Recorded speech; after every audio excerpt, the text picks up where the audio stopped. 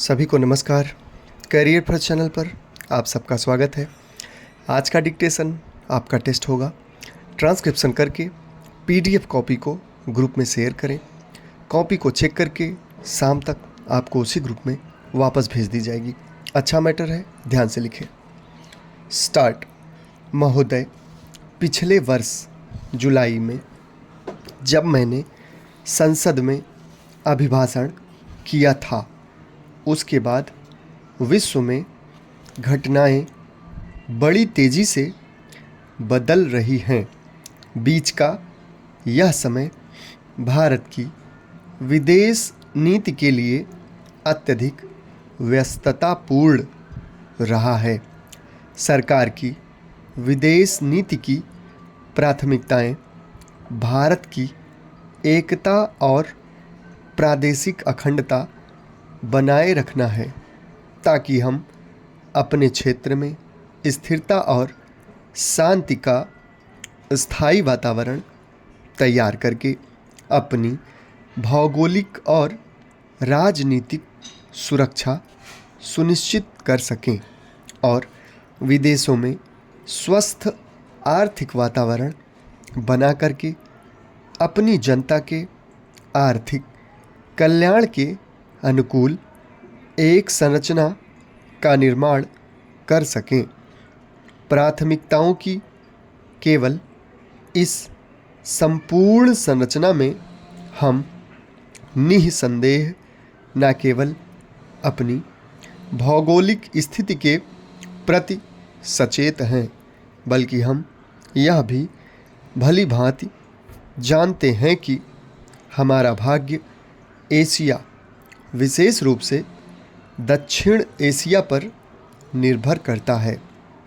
भारत में बहुत पहले 1947 में ही आयोजित किया गया प्रथम एशियाई संबंध सम्मेलन इस तथ्य का प्रमाण है कि यह आरंभ से ही स्वतंत्र भारत की विदेश नीति का आधार स्तंभ रहा है। भारत की नीतियाँ इस प्रकार बनाई गई हैं कि वे पुनरुत्थानशील एशिया के अनुकूल हों, क्योंकि हमें आशा है कि 21वीं शताब्दी एशिया की शताब्दी होगी।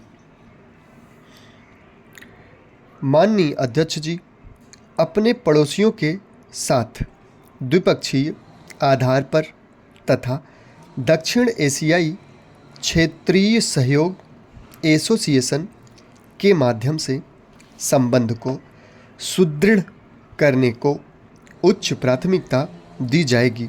हमें आशा है कि पिछले दिसंबर में कोलंबो में बुलाए गए दक्षेस शिखर सम्मेलन से दक्षेस के ढांचे के अंतर्गत आने वाले दक्षिण एशियाई देशों में और आर्थिक सहयोग बढ़ेगा।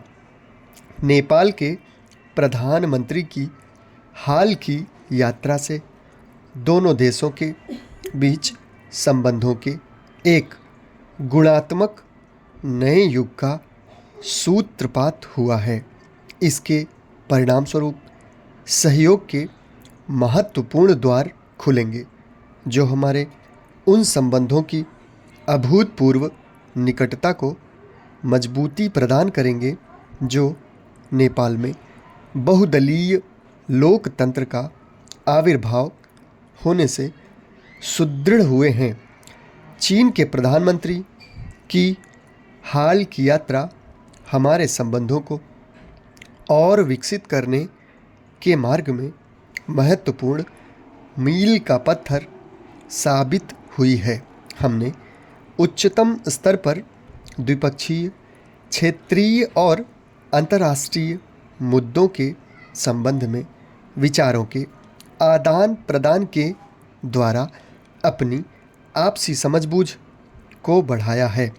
हम बांग्लादेश में लोकतंत्र के आविर्भाव के कारण बदले हुए परिप्रेक्ष्य में दोनों देशों के बीच और अधिक संबंध हो जाने के परिणाम स्वरूप बांग्लादेश के साथ पारंपरिक मैत्री संबंधों के और अधिक विस्तार के लिए उत्सुक हैं। समाप्त। धन्यवाद।